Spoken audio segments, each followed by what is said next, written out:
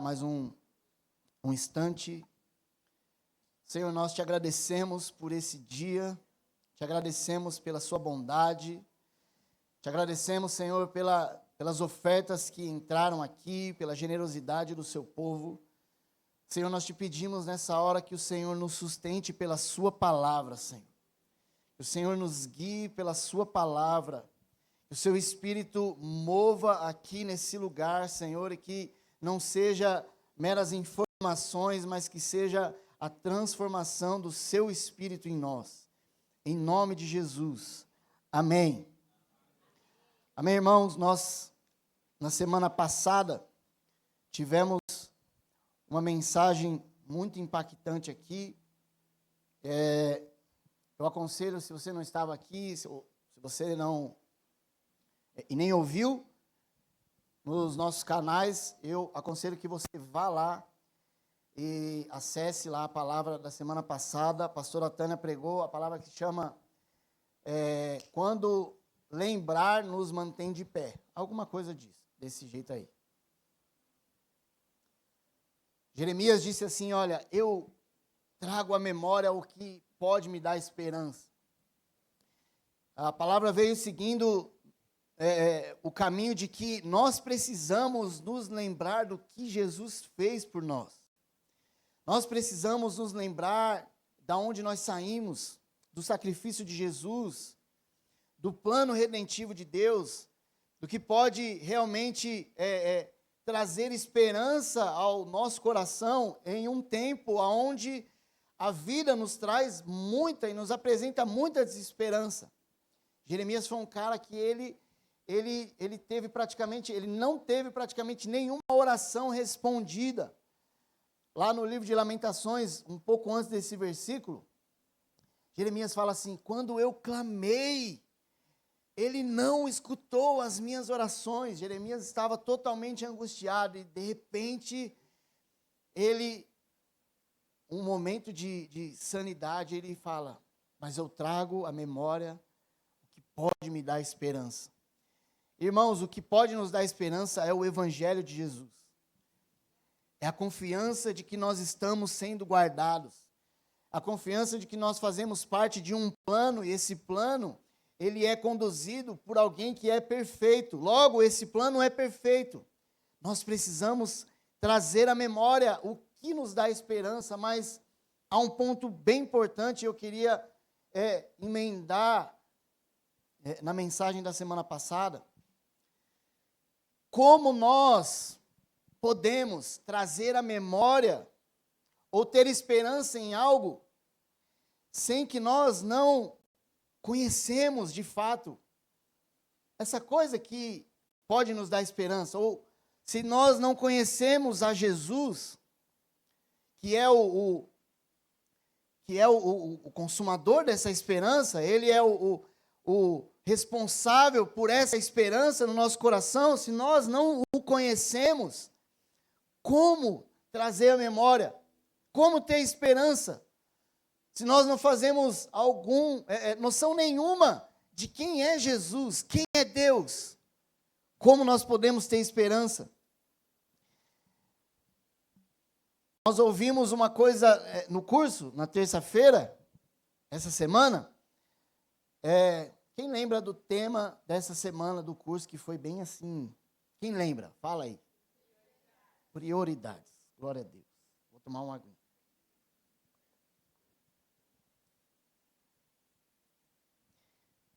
Isso é uma prioridade. Nós não aprendemos isso? Conhecer o Senhor é uma prioridade. Ser intencional em conhecer a Deus é uma prioridade.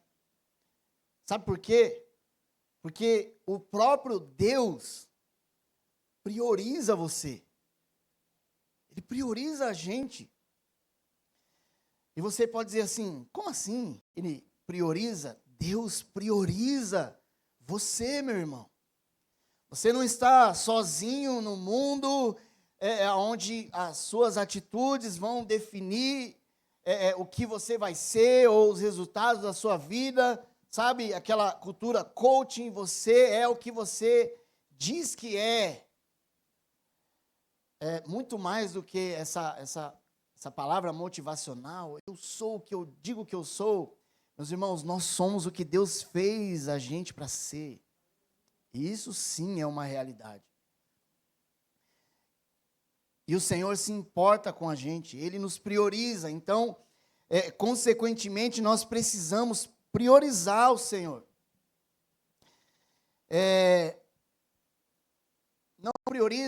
O Senhor não prioriza a gente porque a gente é uma pessoa legal, comportada, sabe? Você não pode dizer assim, será que eu sou uma prioridade do Senhor? Porque eu não tenho me comportado tanto assim. E outro pode dizer, olha, certeza, o Senhor me prioriza, porque eu sou um filho bem comportado. Eu tenho obedecido. Não, irmãos.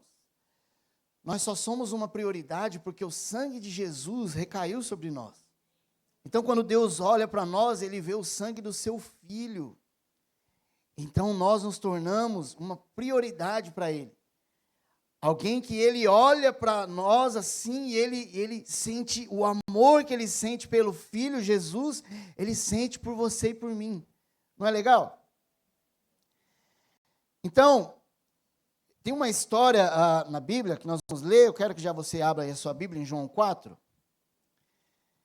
E é uma grande dificuldade dos nossos dias, irmãos, João 4, tá? Uma grande dificuldade dos nossos dias é que nós não priorizamos o conhecimento de Deus e não priorizamos o nosso relacionamento com o Senhor. Isso, obviamente, eu estou dizendo, no meio do povo de Deus e no meio dos cristãos, a maioria das pessoas se relaciona com o Senhor de maneira superficial, genérica. E na grande maioria das ocasiões também, na base do relacionamento, na base da necessidade, da precisão. E como nós vamos ver aqui nesse texto, quem já está familiarizado com o assunto, esse relacionamento é baseado por meio da sede. Olha, eu estou com sede, então eu preciso de água, me ajuda, Jesus. E isso só acontece, irmãos, porque nós não conhecemos o Senhor. Por não conhecer o Senhor é que nós nos relacionamos com Ele de maneira daqueles que sempre só estão precisando de algo. Senhor, me ajuda em algo. Senhor, me ajuda aqui. Deus, me abençoa aqui. Essas coisas, irmãos, Deus faz. Ele faz isso, é incontestável. Acho que todos nós aqui podemos dar inúmeros testemunhos de quanto Deus nos abençoou naquilo que nós estávamos precisando ou necessitando. Deus é assim, Ele é abençoador. Mas o que é muito ruim é a maneira com a qual nós nos relacionamos com Ele só como eternos cegos, sabe? Cego Bartimeu, Jesus, filho de Davi, tenha compaixão de mim, me ajuda aqui. Nós precisamos passar dessa fase. Você abriu aí em João capítulo 4? No versículo 10, Jesus diz assim, você conhece esse texto? Você está familiarizado, né? A mulher samaritana? Nós vamos caminhar por aí, mas vamos começar aqui do versículo 10. Jesus respondeu assim para aquela mulher que estava indo buscar água no poço. Ele disse, Jesus respondeu, se você conhecesse o dom de Deus e quem que está te pedindo água para beber, você pediria e ele lhe daria água viva. Ao que a mulher respondeu, o Senhor não tem balde e o poço é fundo. De onde vai conseguir essa água viva? Por acaso o Senhor é maior do que Jacó, nosso pai, que nos deu o poço, do qual ele mesmo bebeu, assim como os seus filhos e o seu gado? Jesus respondeu, quem beber desta água voltará a ter sede, mas aquele que beber da água que eu lhe der, nunca mais terá sede. Pelo contrário, a água que eu lhe der será nele uma fonte a jorrar para a vida eterna. Irmãos, beber a água que Jesus dá tem a ver com conhecimento de Deus. Receber do Senhor o o seu próprio espírito. Receber do Senhor o conhecimento, e isso se dá por meio do relacionamento, por meio da intencionalidade. Lembra? Prioridade.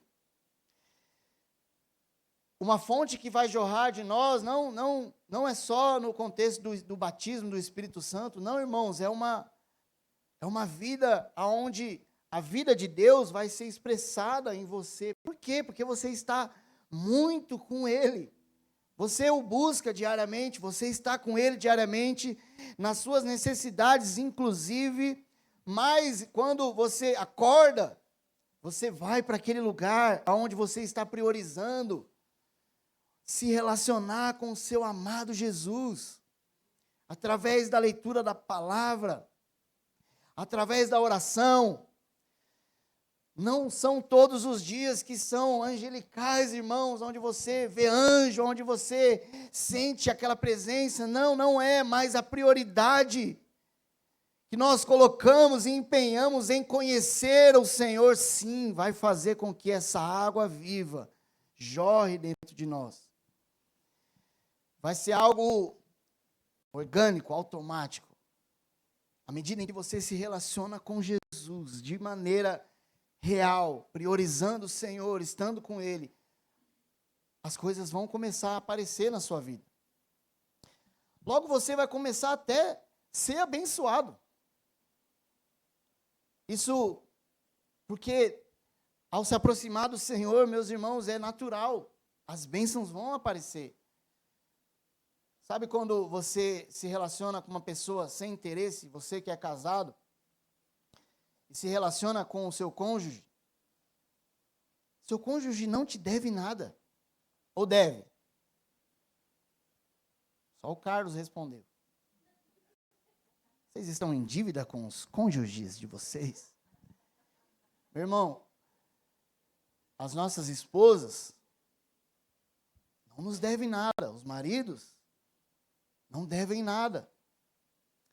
Jesus não nos deve nada. Pelo contrário, é nós que estamos em total dívida com Ele, embora Ele nem se lembre dessa dívida. Irmãos, nós devemos nos relacionar com o Senhor, sem querer algo em troca.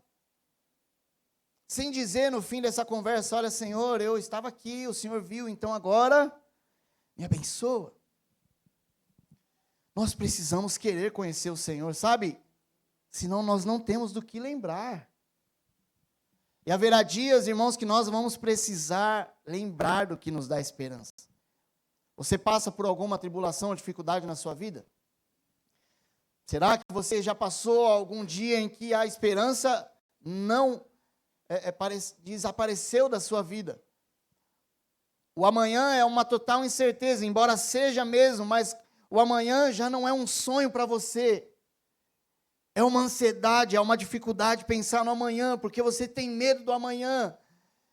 Você não consegue ver saída para o seu problema, irmão. Você precisa lembrar de alguma coisa, mas você não conhece o Senhor. Você não crê, você não está com Ele, você não tem o total conhecimento da fidelidade de Jesus.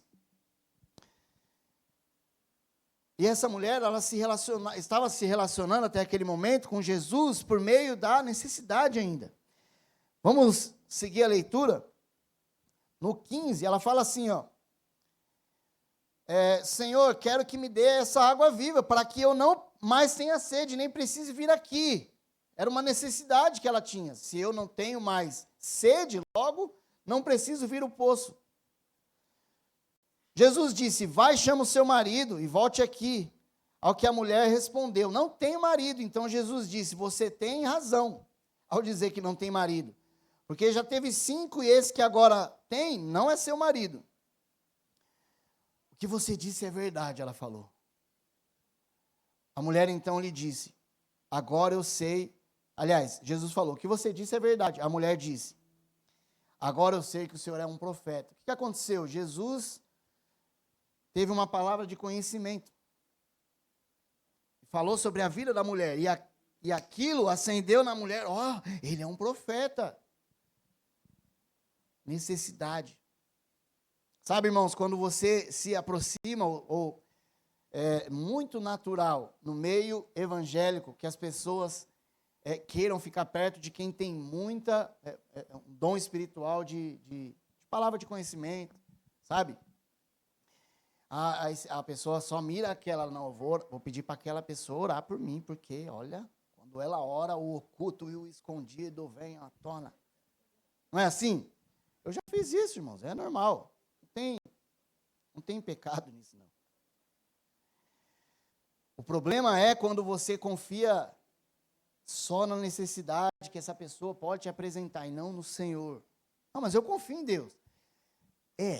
Eu acredito, mas se confiar mesmo no Senhor, você não precisaria de um intermediador. Jesus é o intermediador. Se nós tivéssemos essa constância de estar com Ele, de relacionar com Ele, você não precisaria de um cara para dizer, olha, você tem que resolver essa situação. Sabe, irmãos, a necessidade, ela é boa muitas vezes, mas a realidade da igreja, do povo de Deus nesse tempo é que as pessoas vivem e se relacionam com o Senhor por meio da necessidade. Isso não é legal. Nós estamos vivendo de uma maneira rasa o nosso cristianismo. Nós estamos deixando de aproveitar muito mais por causa da nossa maneira rasa de viver, ou a razoabilidade que nós temos. O Senhor é uma fonte que não tem fim. O Senhor é um lugar onde nós nunca vamos conhecer todo Deus. Você pode fazer todos os cursos, você pode ler a Bíblia toda, várias vezes, você pode ser um profeta, você pode ser qualquer coisa, você não vai esgotar o Senhor. Você não vai conhecer Deus. Olha, eu conheço Deus por inteiro, não tem como. Deus, Ele é irreconhecível totalmente. Ele é uma fonte inesgotável. Só que Ele está se apresentando assim, olha, aquele que tem sede, vem a mim e beba, porque nunca mais você vai ter sede. Ele fala assim da necessidade, mas Ele está dizendo, vai buscar essa necessidade no lugar certo, em mim, e não no que eu posso fazer. Amém, meus irmãos? No versículo 26, Jesus mostra para essa mulher o que realmente ela precisa. E até aqui era inédito, Jesus não tinha se revelado dessa forma para ninguém. Aí ele, no 25, a mulher fala assim, a mulher respondeu, eu sei que virá o Messias, chamado Cristo. Quando ele vier, nos anunciará todas as coisas. Aí no 26. Então Jesus disse, eu sou o Messias, que estou falando com você. Meus irmãos, a questão aqui é a seguinte, meus irmãos, quem foi intencional ou quem priorizou esse encontro, Jesus ou a mulher? Jesus. Eles estavam indo e aí Jesus falou assim, nós vamos e tal, mas só que é o seguinte, é necessário que eu passe ali em Samaria. E vocês vão comprar uma coisa aí para a gente comer? Ele priorizou esse encontro, você compreende isso? E em algum momento da nossa vida, irmãos, Jesus, Ele priorizou você. Em algum momento da nossa caminhada, o Senhor priorizou estar com você, priorizou encontrar com você. Ele priorizou um dia onde talvez em meio a uma angústia sua, Ele se apresentou como uma fonte de água que jorra para a vida eterna, meus irmãos.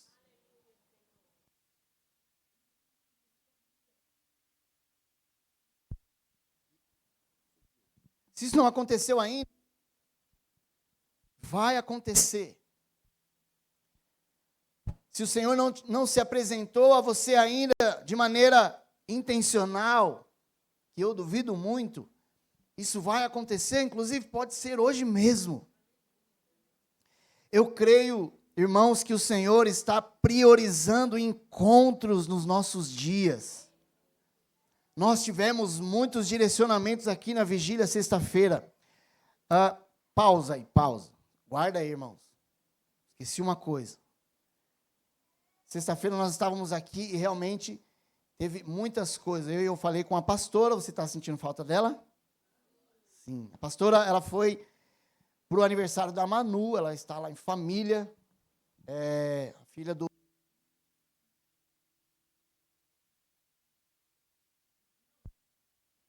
Ela não pôde estar aqui hoje, mas ela deixou um abraço para todos. Muito bem, ela vai estar de volta.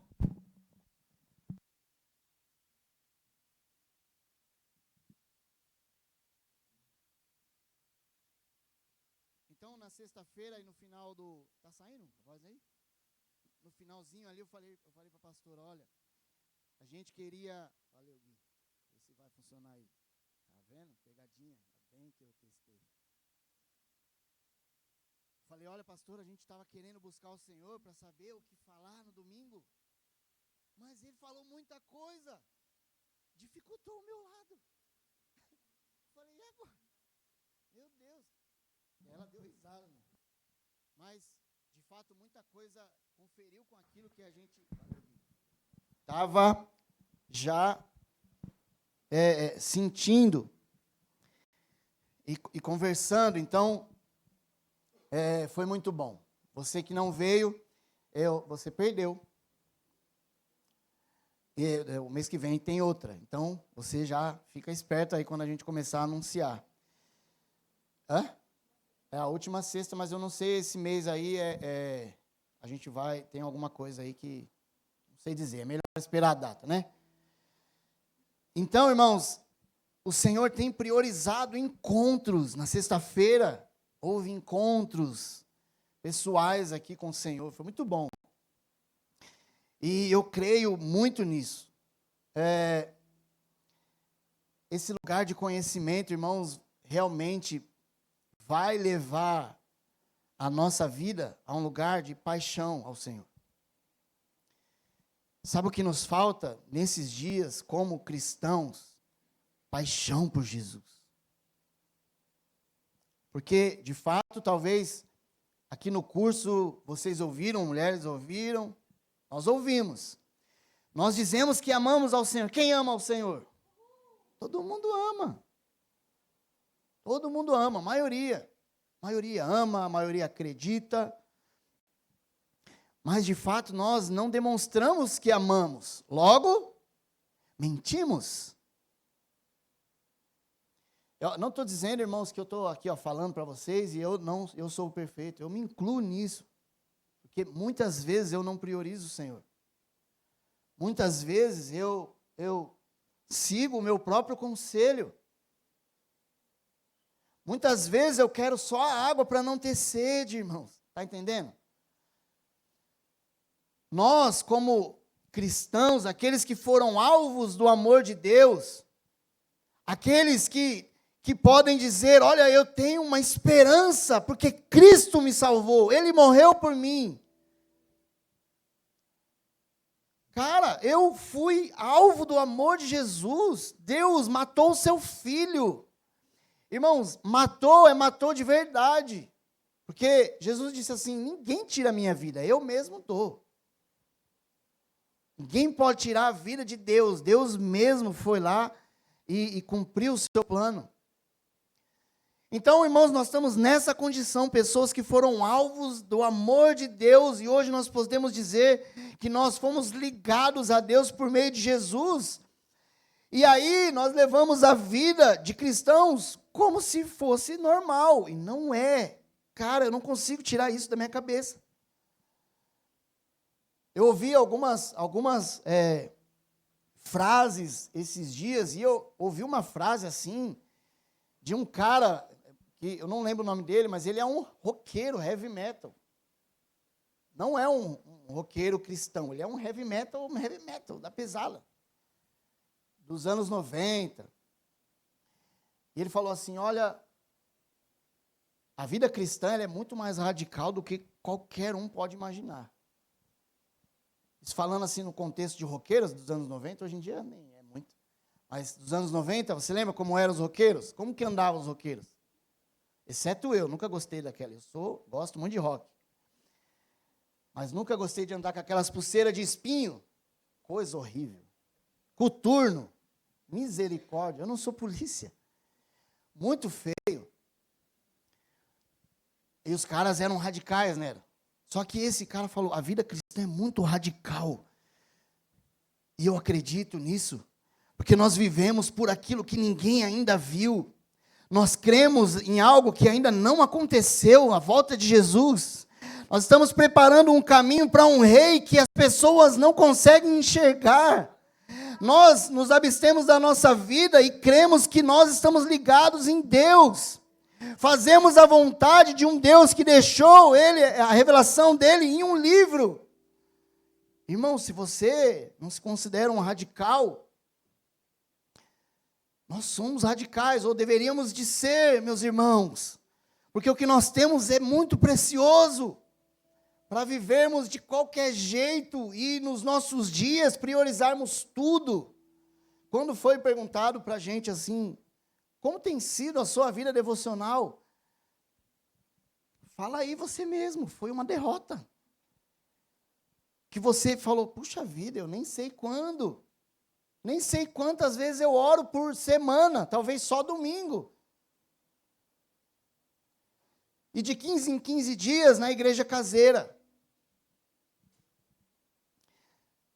Jesus é a fonte de águas, irmãos, que está se revelando aqui nesse lugar. E, às vezes, só fica a ênfase na nossa cabeça, uma visão de Deus que é uma visão de Deus, mas não é a visão completa de Deus. E o problema da gente não conhecer o Senhor de uma forma íntima e se relacionar com Ele de forma intencional, é que essas coisas ficam fortes na nossa cabeça. E quando a gente está nessa condição de que a gente não ora, de que a gente peca, de que a gente não está com Deus, de que a gente não tem vindo, sei lá, você não está bem com Deus. Aí você lembra daquelas coisas que Deus fez, por exemplo, no deserto. Ele matou meio mundo de gente que murmurou dele, que não creu no que ele estava fazendo. Matou uma geração inteira. E aí você se olha naquela condição, meu Deus, aqueles caras não creram e Deus matou eles. Eu nem orar oro. Eu leio a Bíblia, misericórdia, nem sei. A minha Bíblia é nova, 0 quilômetro. Nunca lida. Nunca. Sabe quando você vai vender uma moto? Fala aí, Ali. A gente coloca lá, nunca caiu. Tantos mil quilômetros, a Bíblia é 0, nunca lê. Aí você fica, Deus vai me matar, Ele vai, certeza. Se eu for para o lugar de oração, eu não vou sair de lá. Eu vou ter que amarrar um sininho. E quando eu morrer, alguém vai ter que puxar, igual o sacerdote. E essa ideia de que Deus vai nos castigar, irmãos, ela é uma ideia nula. Quando a gente está, seja em pecado, seja em falta de prioridade, não tem ninguém que espera mais você ir para o lugar de oração do que o Senhor. Nem a sua esposa ou o seu marido quer mais que você ore do que Deus. Porque Ele realmente se preocupa e prioriza o relacionamento, irmãos. Ele quer se revelar ao Senhor. Quando a gente comete um pecado, a gente acha, não tem chance para nós. Mas tinha um homem na Bíblia que ele conhecia exatamente o coração de Deus. Vai lá para a sua Bíblia, lá no Salmo 51.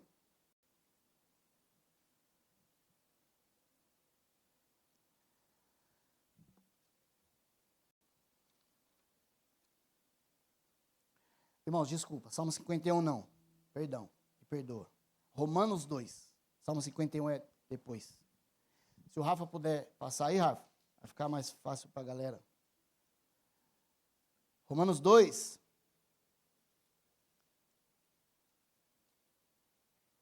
A Bíblia diz assim, Romanos 2, versículo 4. Ou será que você despreza a riqueza da bondade e da tolerância e da paciência de Deus, ignorando que a bondade de Deus é que leva você ao arrependimento? Olha aqui, quando nós nos arrependemos, não é porque você teve assim você teve uma grande ideia, poxa vida, estou errado. Não, Deus, a bondade de Deus nos mostra. A bondade de Deus nos leva a esse lugar de arrependimento. Nós não conseguimos isso, irmãos. Isso é coisa... Nós não conseguimos nos arrepender ou enxergar a nossa própria condição pecaminosa. A bondade de Deus nos leva ao arrependimento. Olha que coisa maravilhosa. Paulo está falando nesse contexto aqui de pessoas que estavam desprezando a palavra, o conhecimento, estavam desprezando o Senhor. E aí, dentro desse contexto, ele fala, olha, será que você despreza a riqueza da bondade? Porque é a bondade de Deus que nos leva ao arrependimento. Então, nesse lugar que você está, de dificuldade, ou seja, de pecado, irmãos, não nos resta nada a não ser se dobrar diante do Senhor e pedir, Senhor, eu quero me arrepender. Diga, eu me arrependo, ainda que não seja uma realidade, porque só Deus pode mudar algo no seu coração, pode transformar você, pode fazer esse arrependimento vir à tona. Nós conhecemos muitas histórias de avivamentos onde o arrependimento brotava nas pessoas, com elas lavando louça. Teve um avivamento nas Ilhas Hébridas, onde tinha duas senhorinhas cegas orando incessantemente por um mover de Deus naquele lugar. Quando Deus veio naquele lugar, irmãos, pensa numa coisa, as pessoas do nada iam na delegacia para se entregar, porque elas se sentiam criminosas. O delegado falou, meu Deus, nem cabe todo mundo aqui. Tem que chama um pastor aí, pelo amor de Deus, isso aqui é pecado, não é crime, sabe? Pecados, olha, eu menti, me prende. Isso porque, irmãos, a convicção de pecado, ela é do Senhor.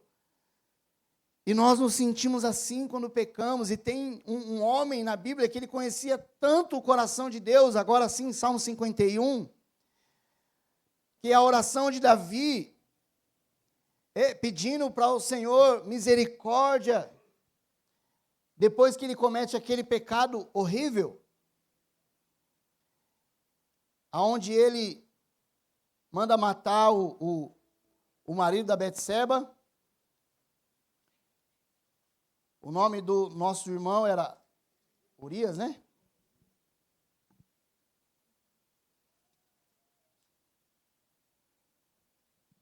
Ele adultera com ela e manda matar o homem, né? Manda matar, não literalmente, mas mandou o cara lá na linha de frente, que ele iria morrer. Ele não tinha noção disso. Ele fez e continuou. O que aconteceu com ele é que quando ele caiu em si, quando o profeta contou uma parábola de um pastor para ele. E olha que engraçado, eu fico pensando assim, Davi foi pastor e foi ali que Deus se revelou para ele, naquela condição de pastor, ele amava o Senhor, ele era muito fiel. Mas quando ele estava rei, ele caiu. Aí o profeta veio para que ele caísse em si e contou uma história de pastor para ele. Quando ele contou essa história, Davi falou, não acredito, esse cara merece morrer. Aí o profeta falou, você é esse cara. Irmãos, entende uma coisa. Quando o profeta falou assim, você é esse cara, sobre Davi veio a bondade de Deus. Amém? Consegue entender? Se alguma vez você se arrependeu dos seus pecados, meus irmãos, a bondade de Jesus veio sobre você. Olha o Davi. Davi, 51, Salmo 51, 14. Livra-me dos crimes de sangue, ó Deus, Deus da minha salvação, e a minha língua exaltará a sua justiça. Abre, Senhor, os meus lábios, e a minha boca manifestará o seu louvor. E alguém que conhece a Deus, olha ele, pois não te agradas de sacrifício, do contrário, eu os ofereceria. E não tens prazer em holocausto. Sacrifício agradável a Deus é o espírito quebrantado. Coração quebrantado não o desprezará. Quebrantado e contrito, não o desprezará, ó Deus. Davi sabia quem era Deus. Por quê? Porque ele de fato conhecia o Senhor. Irmãos, e na nossa condição humana, se nós não conhecemos ao Senhor, você nunca vai correr para Deus. Entende? Você nunca vai querer conhecer, por quê? Porque você é pecador. E se você é pecador, você fala, se eu for lá, Deus me mata. Mereço? Mereço. Mas Deus não vai matar. Se Ele quisesse que você sacrificasse, se fosse uma oferta que Ele quisesse, Caim fez. Qualquer um pode pegar aqui e dar uma oferta. Deus, olha aqui pelos meus pecados. Não, irmãos. O que chama a atenção de Deus é um coração quebrantado e contrito. Ó Deus. Essa semana, eu tive uma situação bem a bondade de Deus veio sobre mim. Olha isso. Sexta, se eu não me engano. Que dia que vocês não foram para a escola? Ontem, né? Sexta. Ontem, ninguém. Sexta-feira a gente estava lá, levantamos, e aí tinha que arrumar algumas coisas. Um monte de coisa tinha para fazer lá, e eu falei para Clarice, vai lá lavar a louça, como uma boa adolescente. A rejeitada vem na hora, né? Não quero, não sei o quê. Eu vou fazer isso aqui. Não, vai lá e lava a louça. Porque eu vou. E aí a Luana falando para ela fazer uma coisa, aí ela, não, aí ela veio, e falou assim, pai, eu vou arrumar a casa. Bem assim, irmão, você acredita que ela ali? Tadinha. Estamos em família, né, irmãos? Quando ela falou isso, sabe o que eu falei para ela? Quem manda aqui sou eu. Eu estava errado? Não, quem manda lá sou eu. Né, amor? Eu mando lá. Sabe, irmãos? Criação de filho é assim, às vezes você precisa. Eu fui duro com ela. Quem manda aqui sou eu. Vai fazer o que eu mandei. Mas aí eu fui e lavei a louça, bem nervoso assim. Não, eu estava bem nervoso. Mas aí, olha isso, irmãos. São experiências que eu pus um fone. Já estava de fone, na verdade, porque eu estava ali no tempo de oração e foi depois disso. Eu estava no tempo de oração e foi depois disso. Olha que coisa grave. Ela estava errada? Totalmente. Estou lá lavando louça. Eu só senti isso assim, ó. Eu nunca falei assim com você. E quem manda aqui sou eu. Meu amigo. Irmãos, eu comecei a chorar. Eu me senti a pior pessoa do mundo. Me senti a pior pessoa do mundo. O Senhor me mostrou o meu pecado. Sabe, irmãos, Deus é muito grande. Ele manda em todas as coisas. E Ele nunca botou o dedo na minha cara e disse, quem manda aqui sou eu. Cara, isso me acabou. Eu tive que parar. E tive que pedir perdão. Pedir perdão para ela, porque eu não estava me aguentando, irmãos. Deus revelou o seu coração para mim, a sua personalidade. Ele quis dizer assim, alguém aqui manda mais do que eu? E mesmo assim, eu nunca falei assim com você. De fato, irmãos, Deus nunca pôs o dedo na minha cara, nunca me castigou. E olha que eu mereço. Talvez eu só perco para Paulo, porque ele está na Bíblia, né?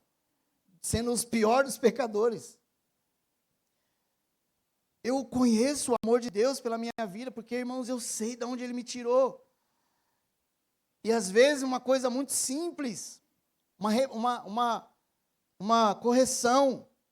Eu corrigi a minha filha, e estou no meu direito, eu devo fazer isso. A maneira foi errada. E Deus mostrou o meu pecado, então, irmãos, aquilo precisava sair de mim.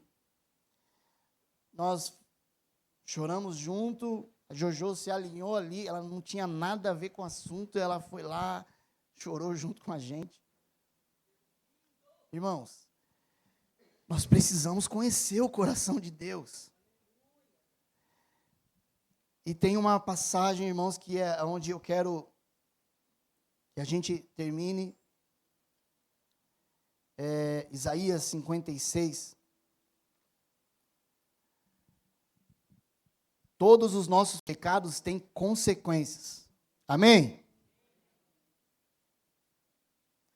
O pecado de Davi teve uma consequência, irmãos. Mas o fato é que o coração quebrantado de Davi, ele obteve misericórdia, perdão do Senhor. Ele obteve a justificação do Senhor. Isso é maravilhoso. E nesse tempo, esse tempo desses dias que eu estava buscando o Senhor, estava vivo aqui esse versículo que nós vamos ler. E eu não sabia onde encaixar isso, ainda depois de sexta-feira, aí que eu não entendi de novo. Deus, por que tem alguma coisa a ver isso? Então, no final de tudo, realmente veio essa passagem aqui, para que a gente possa ler e finalizar. Eu creio, irmãos, que a mensagem dos últimos dias, e a mensagem que o povo de Deus vai estar pregando, antecedendo a volta de Jesus, será a mensagem do Evangelho, ou a mensagem das virtudes de Deus. A mensagem que apresenta o caráter do Senhor. A mensagem que está preparando o caminho para um rei vir. Mas quem é esse rei? Como ele é? O que ele sente? Como ele governa? Como ele age? Isaías 56, versículo 14, diz assim, ó: então se dirá, o profeta Isaías está profetizando, aterrem a estrada, preparem o caminho, tirem os tropeços do caminho do meu povo. Isaías está profetizando, ele está dizendo assim, ó: preparem um caminho, tirem os impedimentos. Esse preparar o caminho é meio familiar a você? Quem falava isso no Novo Testamento? João Batista, preparem o caminho. Aí ele diz, olha, no 15, porque assim diz o alto, o sublime, eu entendo assim, Isaías deslumbrado com o que ele estava vendo. Assim diz o alto, o sublime, que habita a eternidade, cujo nome é santo.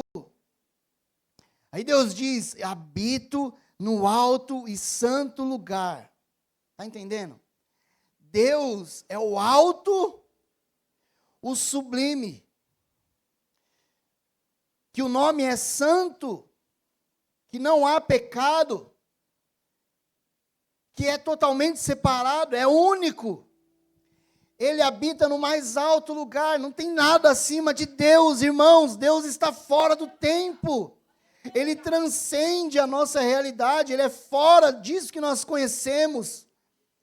Ele é completo. Deus é aquele que diz, haja luz, e ouve. E ele criou as coisas falando, olha isso. Ele começou a dar forma para as coisas. Ele fez tudo perfeito. Deus está com tudo dentro do seu controle. Ele diz que haja dia e houve dia, haja noite e houve noite, e assim é, irmãos, até hoje. Você se atrasa, Deus não. o dia vem, igual agora, daqui a pouco vem a noite. Por quê? Porque lá, 6.000 anos atrás, a voz de Deus disse: haja luz e haja escuridão, haja dia e haja noite. Deus é perfeito, Ele é acima de tudo. Nós não conseguimos nos assemelhar a Ele, mas aí, depois que Ele fala tudo isso, Ele diz uma coisa que aí eu paro. Mas habito também com o contrito e abatido de espírito, para vivificar o espírito dos abatidos e vivificar o coração dos contritos. Pois não terei litígio, separação para sempre, nem me indignarei continuamente, porque do contrário, o Espírito defiaria diante de mim, bem como o fôlego da vida que eu criei. Irmãos, Deus está dizendo que se Ele não tiver misericórdia, o seu Espírito definha dentro dele. O Espírito que Ele mesmo criou. Olha a grandeza disso. Esse Deus maravilhoso, majestoso, Ele está com aquele que está totalmente quebrado, arrependido. Consegue entender o que Davi orou?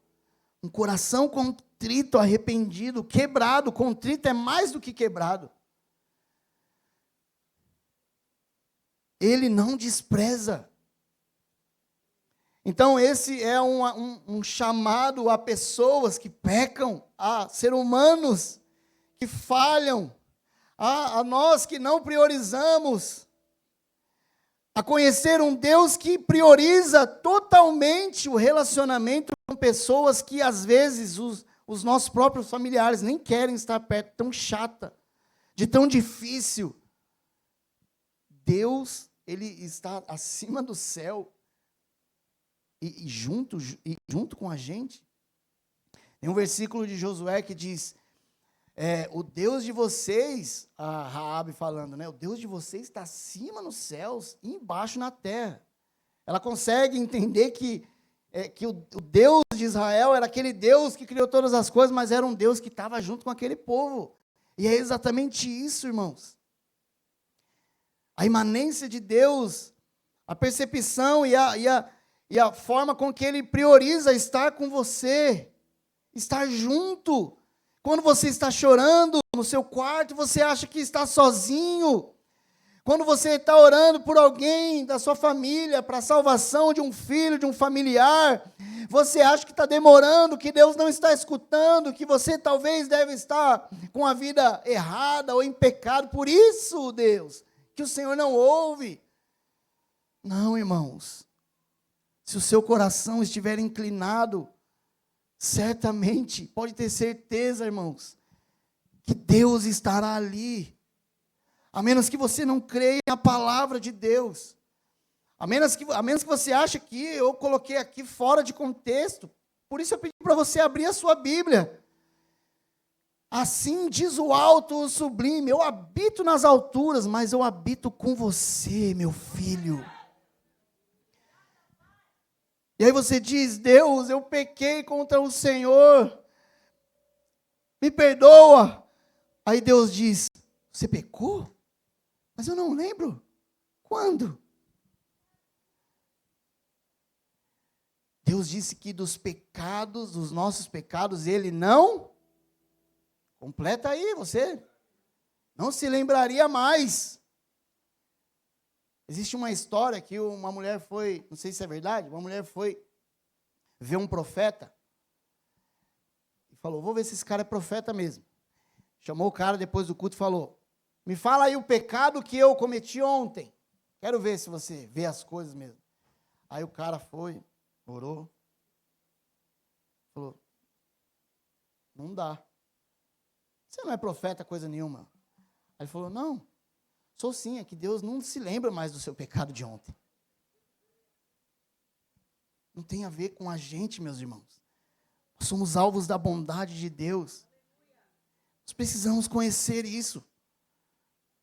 Nós precisamos viver para isso. No seu deserto, na sua dificuldade, nos seus problemas, na sua vida normal, precisamos conhecer a Deus.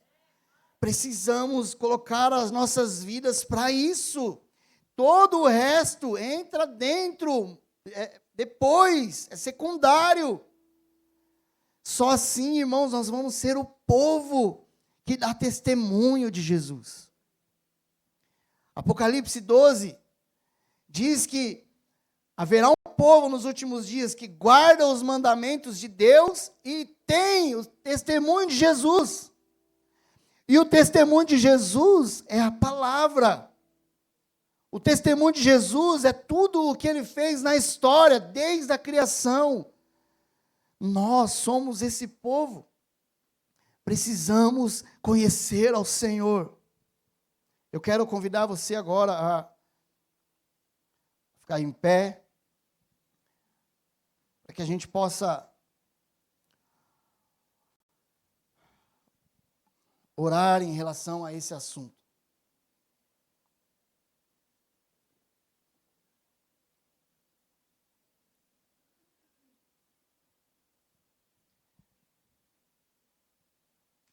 Sabe, irmãos, nós não sabemos amar o Senhor naturalmente. Nós só conseguimos amar o Senhor porque Ele nos amou primeiro. Compreenda uma coisa, nós não temos amor em nós mesmos. O ser humano não ama ninguém se não fosse Deus. Até quem não conhece. Então, o amor que você vê as pessoas sentindo por aí, elas não sabem, mas é por causa do amor de Deus por elas. Então, agora, nós vamos pedir para amar o Senhor, não sei se vai ser essa a sua oração, nós vamos nos debruçar a orar, a nos arrepender, a buscar ao Senhor e pedir para Ele, Senhor, o que falta em mim, eu quero que o Senhor me dê. Porque é disso que nós precisamos, irmãos. Nós precisamos de Jesus. Feche seus olhos.